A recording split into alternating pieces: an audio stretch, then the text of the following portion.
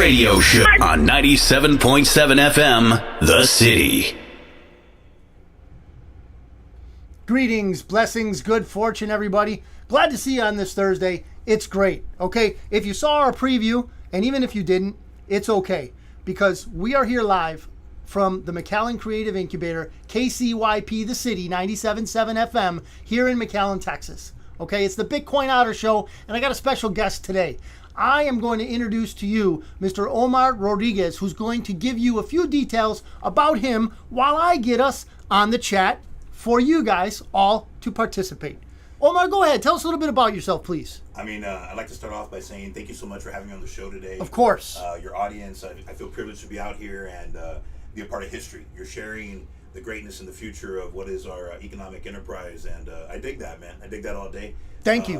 A little bit about myself, local entrepreneur, comedian, enthusiast of the arts, and at the end of the day, man, truly intrigued by where the conversation is going to go today. I'm looking forward to seeing what we're able to discuss and bring to light, man. So we had a good conversation behind stage, and heck, that was a podcast in itself, bro. We went through quite a bit of We did. stuff out there. What Omar's referring to is we bumped into each other first time we ever met. Yeah. But man, it was like we were going and a lot of everyone we have a few people that are new to the show, but most of the people are very familiar. Already we got Dan in the show here. We got Maria. We've got okay. Apparently Dan says the mic is off. Omar's mic is off. Oh, okay. Okay, so we'll work on that. Thank you, Dan. Thank you. So we're gonna basically just get into stuff, as you guys already know. And what I want to do is, and I'm hoping that you guys appreciate it, is I'm going to talk about things the way I usually do, but I don't get immediate feedback. And yeah, a lot of times you guys are on, and I appreciate you being here. That you can give me feedback on the string, but sometimes things happen in this and that. We got it live. I'm telling you, just based off of the conversation that I had with him, Dan, you for one. He's on the same wavelength as us. Ya sabe la onda. He is there, man. He knows what's up. He's inquisitive, okay? He may not have studied in the same lines that I've studied in, but he knows what he's talking about. Let's put it this way. He knows Confessions of an Economic Hitman. He knows The Creature from Jekyll Island. That anyone who knows that if you know those things, that you know what we're going to talk about. Pretty much, okay? And if you don't worry about it. Don't worry about it. Come on in with any questions or comments you have.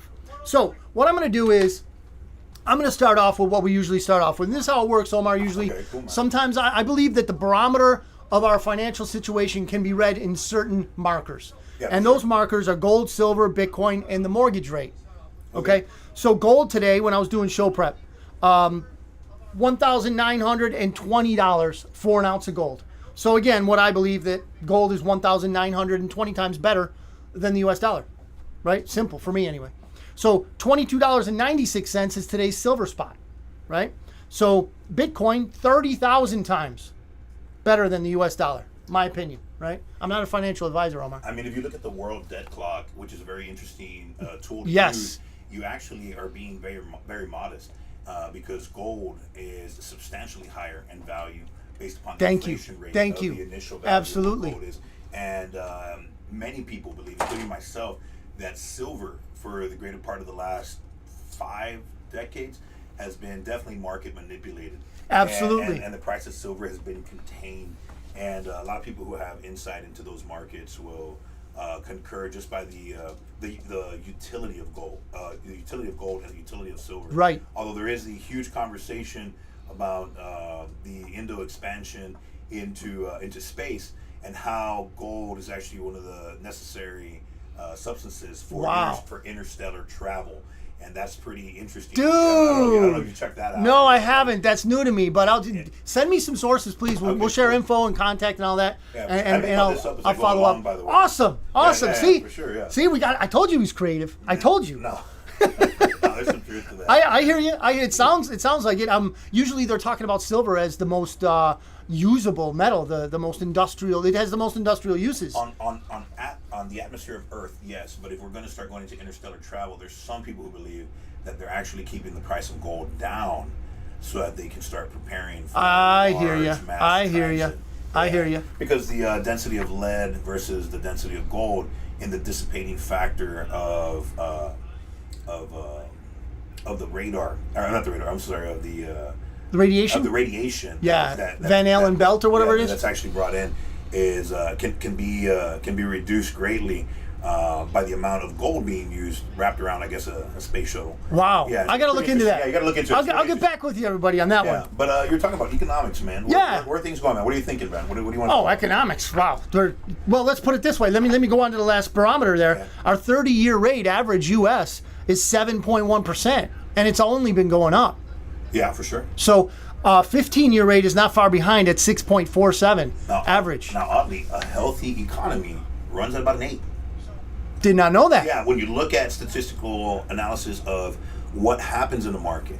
Now, keep in mind, though, as you approach 8, then you go into 10, and then that rate is what causes economic decline. So it's we're an interesting economic flow that, much like our political system, instead of kind of staying in the middle, we tend to like to sway from one extreme to the other. Right, which is unstable, yet the Federal Reserve was designed to stabilize us, and it's not working so much. Let me give it a shout out.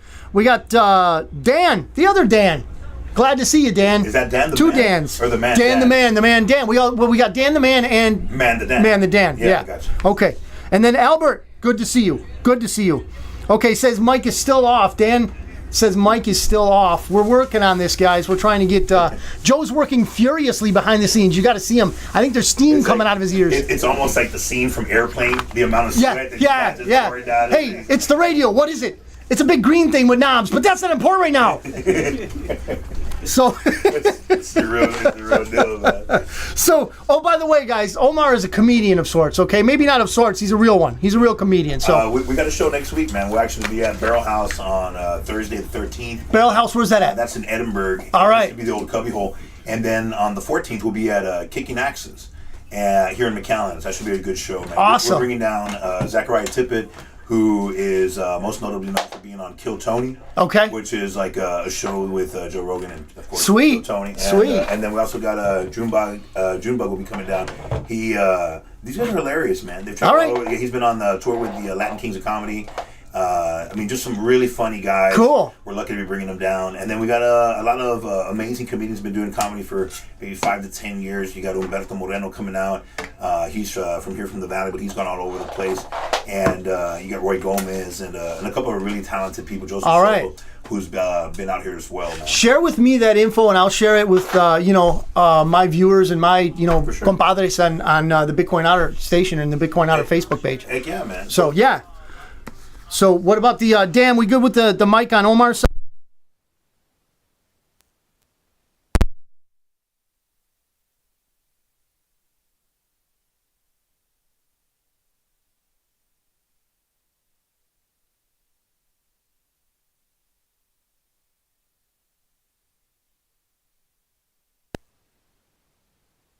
So Okay. like when we buy oil, we won't have to buy it. Exactly. We won't have to pay that And you $1. just hit the commodity because Zero Hedge. I don't know if you ever watched or listened to Zero Hedge. Read it. Says Indian refiners payments to Russia, Argentina, payment to IMF, both in yuan.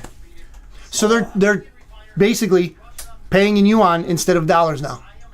Oh, that's huge. What does that mean? That means all those dollars that are not going to be used, they're not going to have to keep them in reserves, are going to come back here and flood our economy.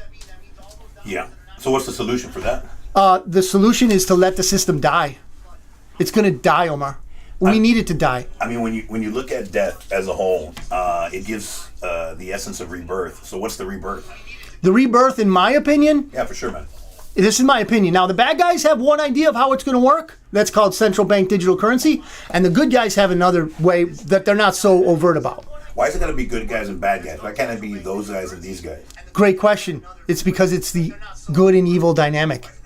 It plays its way out through everything. The warp and the woof of our whole world is good and evil. And we are one or the other. We like to sit on the fence sometimes, but you got to choose a side. I believe it's called the Hegelian dialectic. There you go. And is this a playbook out of Morals and Dogma from Albert Pike?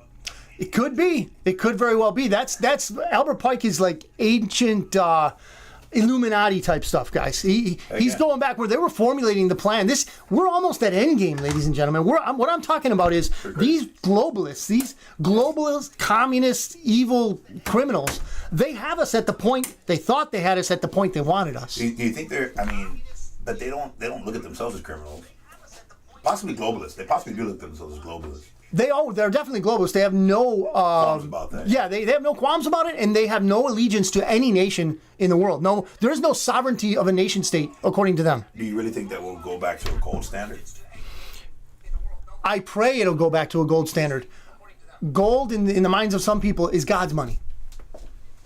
Right? He did say, look for gold. And I was just looking here, we got Maria from Linares. Linares, Texas. Maria, pues muchas gracias por What's up, Maria? vernos en el día de hoy. ¿Cómo está, Maria? Muy bien. Gracias. So, when it comes to a gold-backed currency or even any asset-backed currency, okay, it doesn't have to be gold, okay? So we could do it in silver. We could do it something that has a legitimate value that someone could say, I'm going to trade this US dollar for this much gold, okay? So they know that if they're able to do that, and they're going to test first, right? If they can trade this piece of paper for something of value, then they're going to denote that piece of paper with the value of that asset, and they'll be okay with the paper. I mean, I believe that you're correct. I mean, as far as seeing how these different processes work, but I'm intrigued, man. I'm intrigued because I think it's going to be harder than simply doing it. Some of the most recent attempts have not ended well. I think was it 2010? I think 2010 you saw Libya go into a direction. Muammar Gaddafi had his country ready to go. They were going to rock and roll. They were going to be more prosperous than they had ever been before. Yeah, I think that they were focusing on legitimizing their currency, basing it upon oil, gold, silver, and title, right? Like title to land. Exactly. That's what they exactly. And they have a huge aquifer there. The whole story is just amazing. And one of these days I might even do a show on it as an example of what the usual suspects do to up and coming nations. We got Ian, we got Renee, and we got Michael.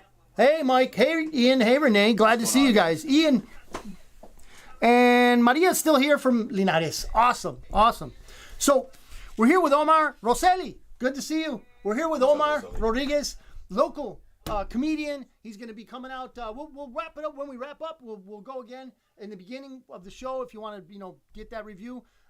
He said where he's going to be next week, and then coming up at the end of the show, we'll wrap it up, and I'll give him another shot at throwing out where he's going to be and what they're going to be doing here locally. Everybody, he's a local talent, and now he's on the show. Okay, awesome. So we'll go with this. So we had the de-dollarization. They're not going to be using the dollar anymore for many different things. Okay, now here's another one, ladies and gentlemen, and this might not at first hit you as something that is going to affect you, but if it affects a guy like Nigel Farage was a political person in England, and he was bringing a nationalistic platform to England, meaning England first, right? The people of England first, right? Well, they don't like that. The usual suspects hate that because it's nationalist. He believes in his country. He's a patriot of his country, okay? So what did they do? This is from his Twitter feed. Just to keep people up to date, says Nigel, I have just had the 9th bank rejection confirmed. Maybe I need to go to law and fight this for the sake of so many people. I don't want to live in communist China. What does he mean? He can't get banked in England. They've all conspired against him so that he cannot have a banking institution in England. How do you pay your bills? How do you do things? How do you pay the car note? How do you do things? How do you buy your groceries? If you don't have a bank, what do you do? How do you how do people pay you?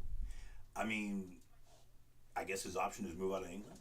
That's what they want him to do, right? That's exactly what they want, because he is a polarizing figure in England. A lot of people, they like the guy because they're patriots too, right?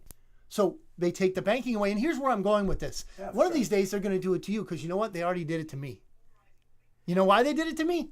Because the Federal Reserve System announced 6-8 months back that anything that deals, any type of corporation, organization, and in my case, it's an association that deals in either Bitcoin or cryptocurrency in any way, is a danger. and will not be banked by the Federal Reserve System. So I was with a local bank and they debanked me. The Bitcoin Otter Association, it's a private membership association, was banked with a local bank. They debanked me. They cut me off because of that new regulation. Isn't that awesome though? Because now you have the option to go to Puerto Rico. I could do a lot of stuff. Right now I've got it like a mixture. Yeah, I got a mixture of how I'm getting it done. Yeah, for sure. But it's not ideal. But what I'm saying is, these are things that might seem, hey, it's an ocean away. Nigel Farage, I'm nowhere near him. I wasn't a political figure, you might say to yourself. But it's coming home.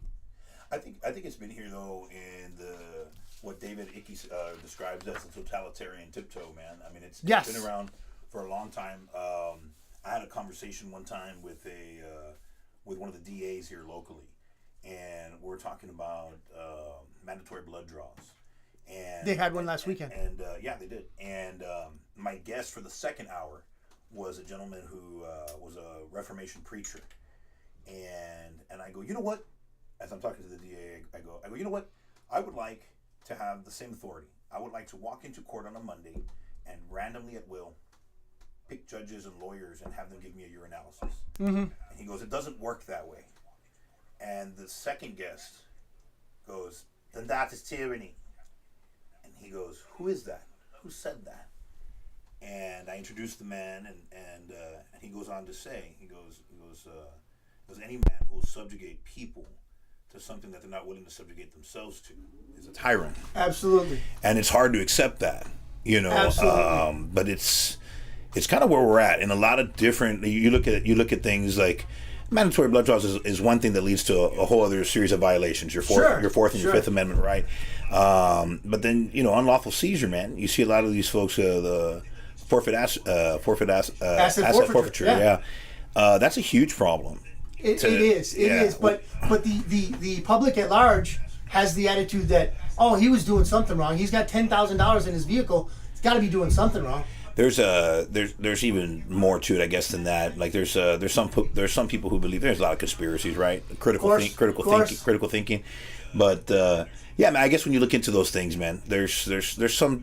What do they say? I guess there's some meat on that bone. Yeah. You just kind of got to pick at it. Yeah, I would like to consider myself as a libertarian. Not to the extreme of anarchy. We have to have the rule of law, but everyone should be beholden to the same rule of the same law. Man, I the older I get, I guess I got more jaded. I think justice is blind. Like I think it is fair, but it isn't fair, but it's kind of fair. We're seeing that right now, man. I don't know, just to use an analogy, if let's just say we'll use me for an example.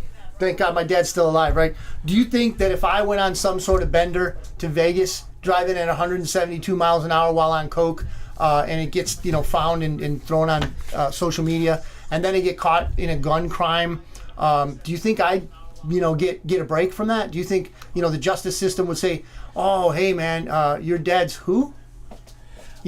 So I'm going with Hunter Biden, right? I'm going with Hunter Biden. The guy got a break because of who his dad is. I mean, but isn't that what makes America great? Like the fact that you could get away with that because of who your dad is. I don't think so. That's not a part of. I'm being sarcastic. I know you are. I'm being sarcastic, but I get you. Yeah, but I think there's some truth to that though. Like on some level, I think if we pretend like that's not real, then we might miss it. It's literally right there. I know. You kind of looking at it. And the biggest block to truth nowadays, in my mind, is the mainstream media. They are there for nothing more than to hide the truth from the American people. I mean, there's still good journalists out there, but there are. But they're rare. You know what? I think it's like I don't buy that. I think it's like the bad cop scenario. I think there's a lot less bad cops than there are good cops. There's a lot of great cops. I would agree with that. And I think on journalists too, man. There's the few bad ones though. They just get prime time. That's what sucks. True. And then the other guys are out there busting their butt.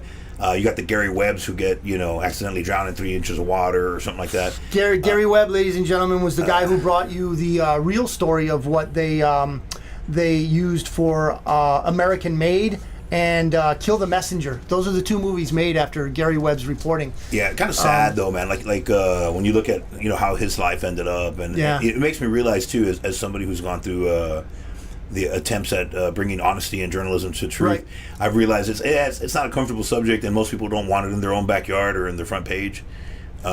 He blew, ladies and gentlemen, just to give context to this, he blew open the story that the CIA was importing cocaine from Colombia into the United States. That's what Gary Webb did. He worked for the San Jose Gazette, something like that. Yeah, something like that. But he worked in it. It was a California outlet. Here we go. We got Dan says anarchy is fascist. I believe it. Perfect sound, and all because of the like it. the Munst Act. It legalized propaganda thanks to Obama. Yes, it did. It did. So I don't know if you. I'm not familiar with the Munst Act. No, man. Yeah. So in the Obama days, the Munst Act allowed the United States government to propagandize. Okay. Okay. So it made it legal for them to basically churn out disinformation, which is what they're railing against. And I have this here. We'll get into that. Disinformation is what the government calls. Yeah. What you and I call truth. I mean, it's kind of like we have. Well, one, if the government allowed that and we put it into legislation, how interesting, right? Like that. When I see something like that go into legislation, I think, who's trying to negate liability? And that's the real issue of that legislative purpose, and even that thought process, like just having that thought process. If you're the kind of person who, obviously, you're watching this show, you think like that, you're in danger. No, they're looking for you, and you're on a list. Let me tell you, that's what concerns me. Yeah, the fact that like you can't be a critical thinker. We're all on that list, Omar. And Dan says. It was part of the CFR. Council of Foreign Relations. I believe so. And then to avoid government closure. Closure or disclosure? I'm not sure, Dan. Alfred, you're on. Shutdown. Okay. So something about a government shutdown. I'm not sure exactly how that all worked, Dan. I don't remember that was a component of it, but... interesting. Yeah. I don't. Dan is up on this stuff. He knows what he's talking about. I just don't get. I don't make the connection right now. But here's where I'm going with this. So in the Washington Times, right, which is a little better than the Washington Compost. So judges order. That's your opinion. You're entitled my to opinion. it. And you're entitled to yes, it. Yes. Thank you. See, this is why we need balance, because I rant and he's here to call me out. He may agree, but he is clarifying that it's my opinion. It's your opinion. You're right. entitled to it. Yeah, he's right. Judge's order blocking Biden big tech censorship spurs free speech debate. So this is from the Washington Times. A federal judge's momentous 4th of July order barring the federal government from colluding with big tech to suppress speech triggered an object lesson in how one person's free expression is another person's misinformation. Okay? Yeah. That is from the Washington Times. You would have heard a much different narrative for the Washington Post. I think you would have heard a much different narrative if you watched those sessions of Congress and those and if you heard those interviews. Some of them were disheartening at best. When you heard you did so? I saw some, but not all, man. Yeah, but one of the saddest moments was one of the Twitter execs who was being interviewed by Congressional Repeal, and the legitimate question was asked is, where did you study medicine? Okay. What gives you the right to devalidate a medical professional's opinion because it's not your opinion? And that was really what caused that. Not the fact that someone was spreading something that wasn't the truth. It's the fact that someone that was spreading the truth that was pertained denied to things connected to the plan of operation or the pandemic. You know what? That's an opinion too. You know what? Even when Trump talked about the Kung flu, a lot of people took out of context or maybe truly in context when he said, we've been attacked. And he was alluding to biological warfare. And when you look at some of the things that happened over the course of an 18-month period, you look at the Chinese embassy that closed down in Houston and the burning of documents on its rooftop. That was documented for How many people have you guys heard of that? Have you heard of that? I mean, I have, but most people haven't. Most people haven't, and that was only on the news for like half a day. Yes. That's incredible. You're not allowed an embassy on U.S. soil because they caught you running an espionage hustle throughout all of Houston. Well, that's serious. And then you burn all the docks and you don't let people in. So that happens. Then you got the stuff with the guy over there in Pelosi's district. What's this guy? Oh man, young cat. They had a fight. Young cat. He ordered a male prostitute, and they had a fight with a hammer or something. No. This is the guy who was having an affair with a Chinese Fang. Yeah, I know that's the other one. That's Feinstein's. Yeah. Oh, there's just so many. There's a couple, and then you got the thing from Harvard. The professor from Harvard who got tried for espionage with the students from who weren't students, they were military from China, who both were at the lab that burned down Wuhan. Yeah, like when you look at those series of events in 18 months, and you think about like, were we really biologically attacked? It's like, I'm not saying that we were. I'm just saying there's a lot of those little circumstances that show like, damn, we should ask some questions, right? And hopefully we can get some answers, man. Right. I agree. But yeah, man, carrying on with that, it's interesting because that whole process was not because somebody was spreading a lie. It's because somebody was trying to share truth and they were being denied of sharing that. There were many doctors that were coming out with the effectiveness of ivermectin, hydroxychloroquine against, and one of them, the best one in my opinion, Dr. Zelenko, I think it was. Lev Zelenko. No. Anyway, where's he from? He died, unfortunately. He's from America. He's a Jewish guy. Was a Jewish guy.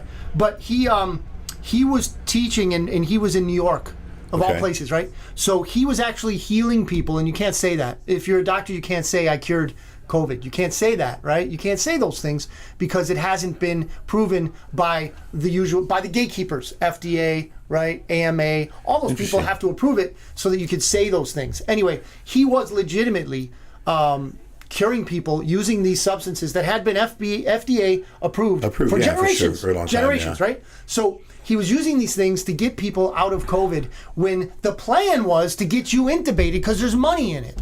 I mean, there's some belief in that.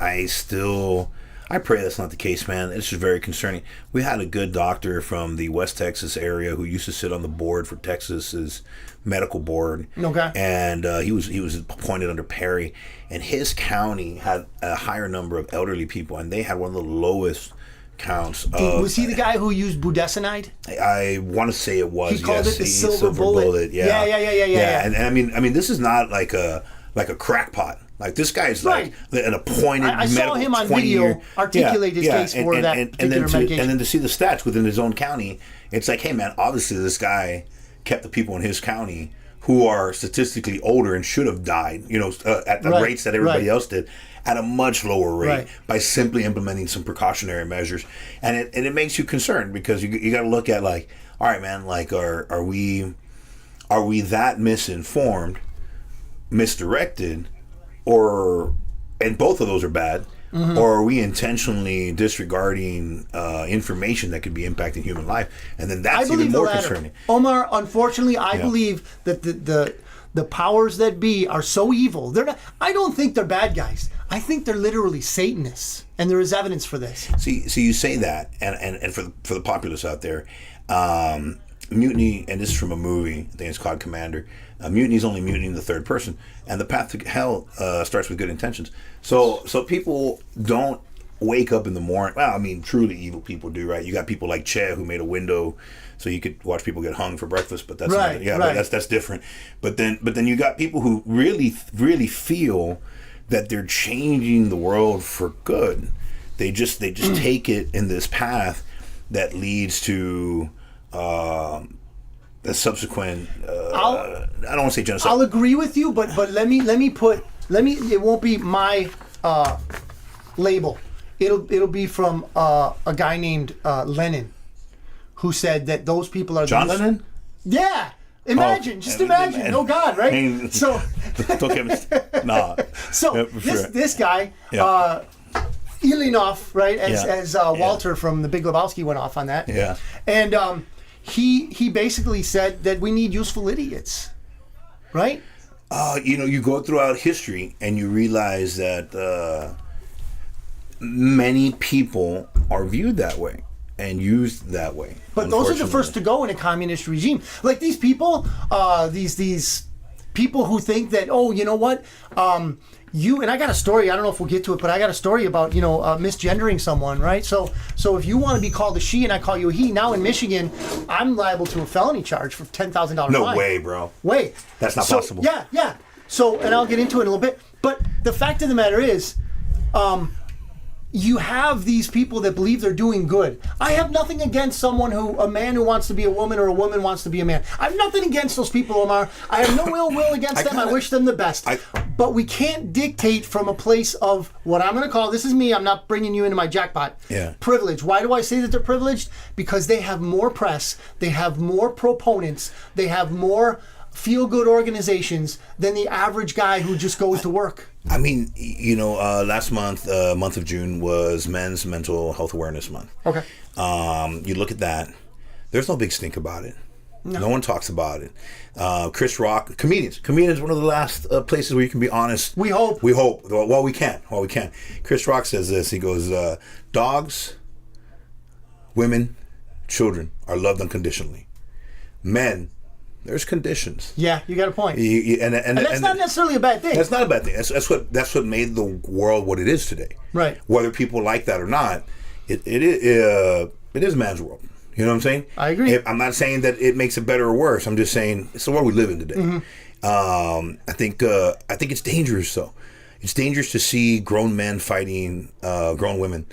That blows my mind. I think that that experience, I'm all for equality and rights, but I think there's something about the lunacy of perverting something that's just not right, man. Like to justify me beating up a woman because I'm in a belt or like I'm in a belt contention and I feel and I identify as a woman. I agree. I think that we're at fault though. I think society's wrong. You're right. For letting some poor lady get whooped by a guy that's obviously in a UFC bigger. fight, one woman had her skull cracked. This guy who claimed to be a woman cracked her skull. Literally cracked her skull. That's crazy though.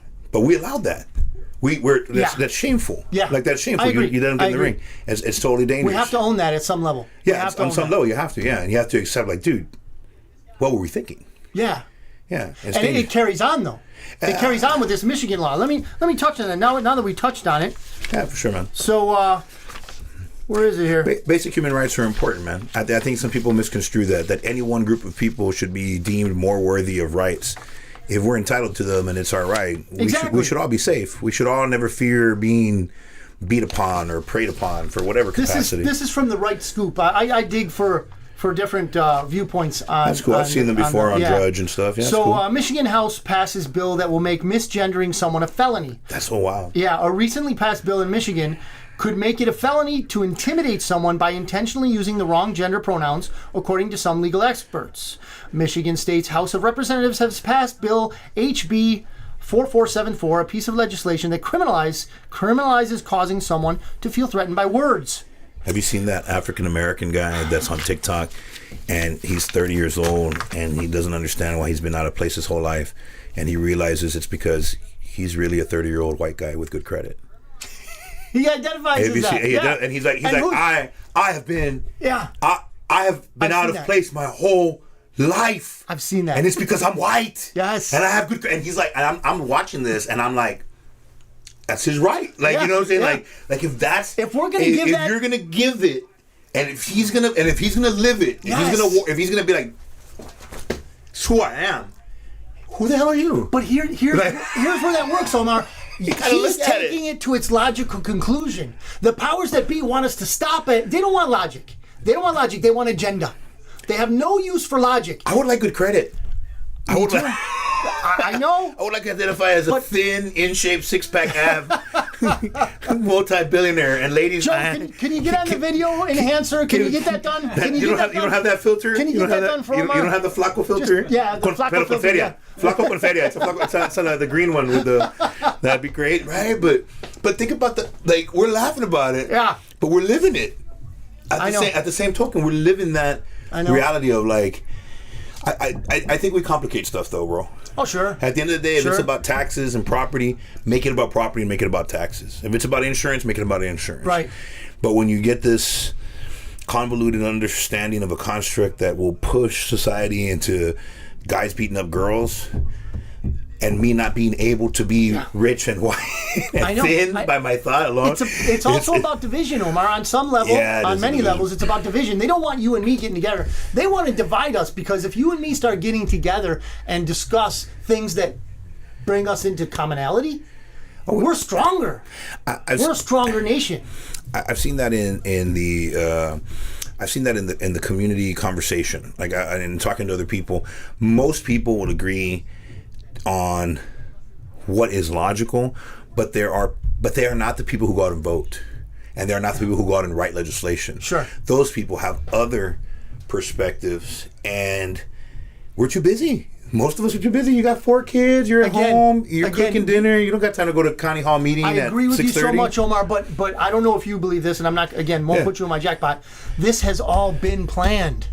There was a guy named Aaron Russo. Have you ever heard of Aaron Russo? Yeah, for sure. Okay, so he did Trading Places. Trading Places. So he directed Trading Places. So I've seen a few interviews of the guy, right? Yeah, man. So he did an interview, and he was talking about his.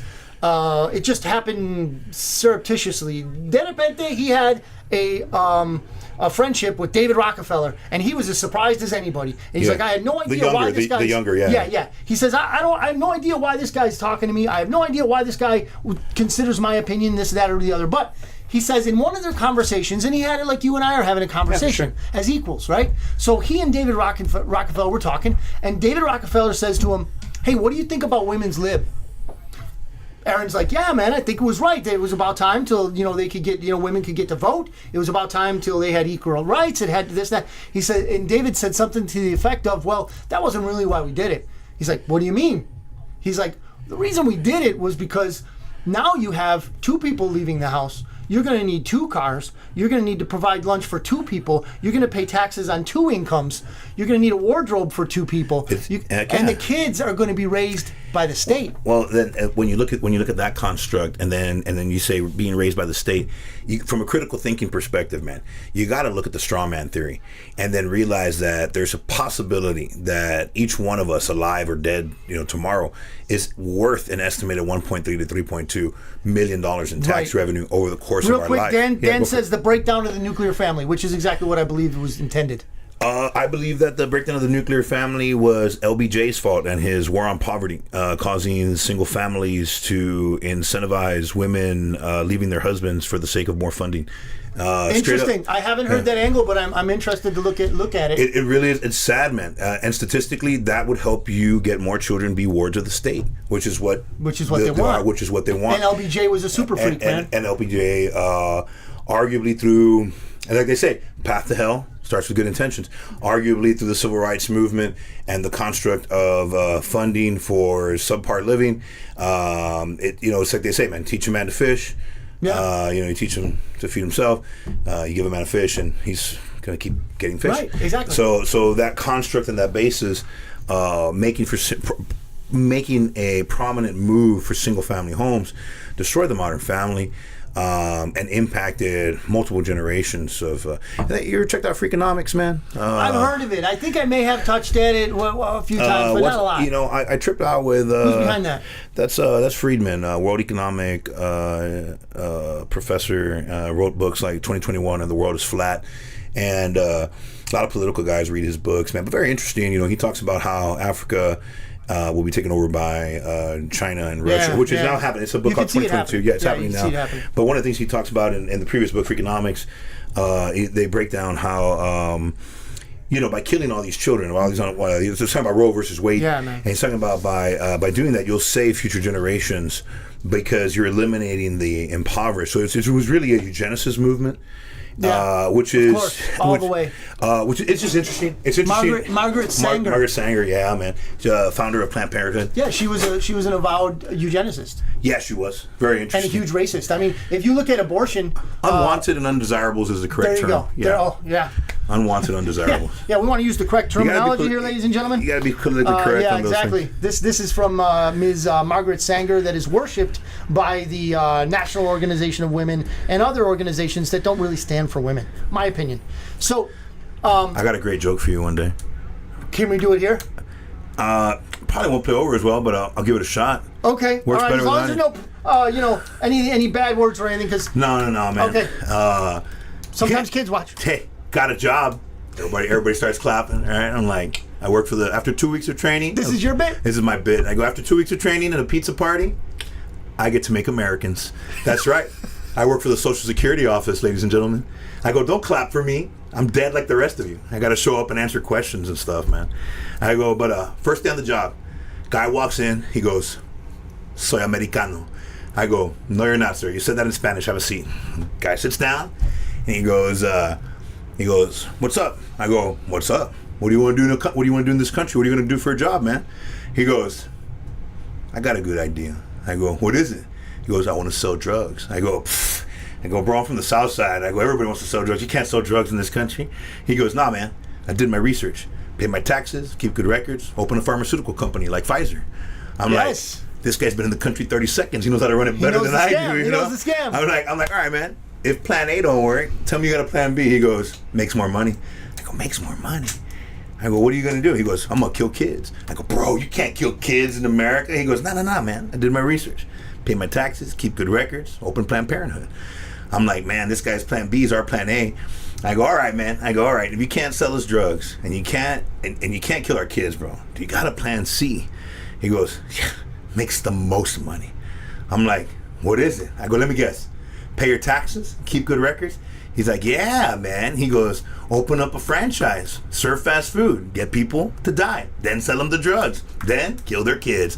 I'm like, this message brought to you by your conscience, ladies and gentlemen. And all those three things you can do. That's a good one. It's not good, but that's right on. That's it's dark humor, but it's like you think about it, how sad though. After I've done that joke all across the country, bro, all across the country, and every kind of imaginable room, bro, from like a black room to like a Mexican room to right. And it resonates with everyone. And everybody after the show, they'll always walk up to me. Somebody walk up to me and be like, dude, that's messed up. That's funny. It's true, right? Yes. And I'm like, yes. It's funny because it's true. Because it's true. You can do all those things in this country. You just got to pay your taxes. Exactly. Yeah. Well, here's interesting now that you say that. And yeah, sure, I might be picking on the Bidens. But this is an interesting question. Do you think that they're going to have to pay taxes on the bribe money? Now it's up to $40 million. You know, I'm really big on understanding the construct of how things work, and I've kind of accepted that one, no, they probably won't, and two, it's because it's probably a measure of national security, and I've accepted that. Like I'm kind of yet again probably one of my jokes in poor taste, but I would like to encourage political corruptness, but I would like to incentivize it by keeping tabs on it, and we get our percentage and they get theirs. Sure. And then, and only fair, right? Yeah, and then that way it's like when he gets his bonus, it's like, dude, you did the best job you could. Yeah, as a politician. As a politician, like you literally, and then we got our cut. You know, and that sounds messed up, but at the same token, it's already happening on some levels, and we're not getting our cut. We're the ones not getting the cut. Why would you know? I understand completely. There is a legal way to do that, by the way. Do what? Get the cut? Yeah, get the cut, and to give them their cut. How is that? Make incentivized politicians.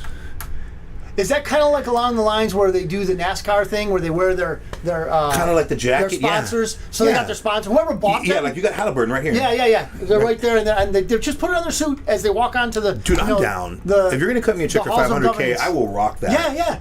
I wouldn't even. It ought to be a law, right? It ought to be a law. Okay. I don't know if I'd tat it. Yeah. Well, I mean, for a mill, I tat. But what's $1 million to a politician? Nothing. That's why. That's pocket lint. I'll tat it. No. I don't know what it's gonna be. I'm gonna get a phone call tomorrow. Hey man, ridiculous called. I'm like, what is ridiculous? It just says ridiculous. Put it on your arm, dude. That's what it is. Okay, we got something from Dan here. What's up, Dan? He says there's 3 people. 1, the common people, us. 2, the elite, Bidens. Persecuted, January 6th, Trump, etc. The persecuted. Okay. Can it be that simple? Can it be that simple? I think that, and that's Dan, right? Dan, yeah. Wait, is that Dan the man or Amanda Dan? That's Dan the man. Yeah. Dan the man. For real, bro, you're so much more powerful than you give yourself credit for, bro. I truly believe that. I truly believe that when we unlock the power of language, you look at a Black's Law dictionary and you start to realize who you are and how yes. Like when you start to see like, wait a minute, whoa, that's an entity. I'm a person. You need to talk to the entity, but I am the person. I represent that, but I am not that. You are not who your license or your birth certificate says you are. Okay, I'm going a little bit deep there, and That is pretty deep. I might follow That's up the on straw that. man theory. I'm down But for that yes, one. yes, you are not we can go that down. entity, because in effect, what the usual suspects have done to each and every one of us is made us franchises. That goes back to the 1.3 to 3.2 million I was talking about earlier, because I'm pretty sure you've heard the term preferred stock and common stock. We're the most Until they rewrite the dictionary. Until they rewrite the dictionary, yes, you're right. We are common stock. This is how China gets our debt. They buy our future tax. What's the collateral? What's the collateral? We're the collateral. We're the collateral. Our tax. We're each our one lifespan, of us. Our lifespan. Because you and I trade our time, which is life, for dollars, for money. Yeah. So our lifespan, they basically value it in or devalue it in their currency. Yeah. It's interesting. Yeah, very interesting. It's interesting, but many people again, don't. it's our fault. Again, ladies and gentlemen, I've been remiss. We need to make we're at just about the hour. Chihuahuas, great Time show, flies, Omar. bro. Thank you. Thank you, bro. It Heck yeah, thanks flies. for having me on. So what I want to do is I want to recap real quick some of the things. I didn't get to everything. There were 4 things that the Supreme Court and a lower court determined this week that I'm going to just say right out. So we had the race-based affirmative action programs were deemed unconstitutional. The same-sex, this was the lower court, said the same-sex wedding website, she didn't have to perform webmastering for same-sex weddings if it was against her religion. If it was against her religion. The student loan forgiveness deemed unconstitutional. And there was one more, which... Chihuahuas. I can't remember. There were 4 of them. So it was affirmative action. It was loan forgiveness, same sex, and there were one others. But I'm going to get to that, guys. But just suffice it to say, the big tech, they blocked big tech censorship. So that's when the government goes to Facebook, goes to Twitter, and says, you know what, that Omar guy, we want him shadow banned. We want him blocked. Facebook, we want that Bitcoin outer guy off of your platform. And the government was doing that, is still doing it with some platforms successfully. And this is how the rigging aspect of the government dictating to social media platforms has become an issue. Okay, so those were the 4 things. I wanted to cover that real quick. Otherwise, I hope these things intrigue you. I hope these things interest you. I hope you want to know more. I am not an expert. I won't know everything. I'm sure Omar is the same way. He won't claim to know everything. I was looking to learn, man. So you can contact me at bitcoinouter.media at gmail.com. Omar, how do we contact you? I'm old school Gary V style, 956-655-8144. 956-655-8144. And what can I tell you, man? If I can help you have some laughs, got a comedy show coming up next week. And 956-655-8144. All right. Dude, awesome show. Great subject matter. I bet your audience is lucky to have you, man. And this was just, we bumped into each other in the front door. It's impromptu. It wasn't planned or anything. But also, please send me your information, and I'll put it on my Facebook page. Awesome, brother. So he's a local comedian, obviously someone who thinks we need more people like Omar. You're too kind, my around friend. here. So I'm going to close out. I'm going to say thank you to everyone, and I'm going to do one more thing, Omar. And this is what I told you earlier why I got into this business, and it was because I believe that at some point, at some level, God wants me to get some of these things out to the people. For sure, man. So I was trying to look for a verse that I would talk about, a biblical verse that I would talk to. That I would talk to people about, because I always like to leave on an upscale note, or uptone, right? So I was looking for Jeremiah 29:11, and this is what Jeremiah 29:11 says. For I know the plans I have for you, says the Lord. They are plans for good and not for disaster, to give you a future and a hope. Okay, Jeremiah 29:11. Now, to my shame, my biblical knowledge is not as good as it should be. So I was looking at Jeremiah 3:11, but God in his infinite wisdom will, if we're watching, drop things on us that we did not expect. Your visit today. Thank you. But also, pre-show, I was doing the prep, Jeremiah 3:11, because I was looking for 29, but I didn't get it. Jeremiah 3:11. Listen to this, guys. And the Lord said unto me, this is Jeremiah, the backsliding Israel has justified herself more than the treacherous Judah. How does that pertain? Back in that day, there was a division between the Israelites. And it was two nations, Israel and Judah. So here he's saying, the Lord said to Jeremiah that the backsliding Israel, meaning they weren't perfect, they were going away from what God wanted them to do, but the backsliding Israel justified herself more than treacherous Judah. What does that mean? That means that there was a remnant of the nation, of the Israelites, the 12 tribes. There was a remnant that stayed to God, even though they were screwing up. Most definitely. And in context, from 3:11 going to 29:11, you mentioned hope. Amen, brother. Hope is not, and that hope is the main message of the book of James, shortest book in the Bible, Yes. 3 pages, incredible. Read it. It takes you 10 minutes. You can read it for a month. It's so full of so much knowledge. But 29:11, talking about hope, bro, it's incredible because that doesn't mean what we think it means. Hope means in Hebrew, hope. The hope itself, misericordia, is not it might happen. Hope is that it will. It is God's will. It is beyond your grasp and understanding of how it will arrive. But that is what the hope is. The true nature of hope is the trust. Amen, brother. In that. And in some way, our hope, fostered and watered and cared for by prayer, will seed the result. Amen. God will use it in some way or form to bring it about. Yeah. Now, it doesn't have to happen because of us, but we can play a part because that's what he wants. That's what he wants. Awesome. Man. Super good Brother, show. Look forward to seeing you and conversing in the future, my friend. Amen, brother. Much love. Thank you, everybody, for listening. Again, contact us if you will. Just rewind it if it's you're on the replay. Thank you for showing up. Thank you for being here. God bless you and your families. May all be well, and if not, may God be with you. Let's go! This is the Bitcoin Otter Radio Show. On 97.7 FM, The City. Maybe we'll have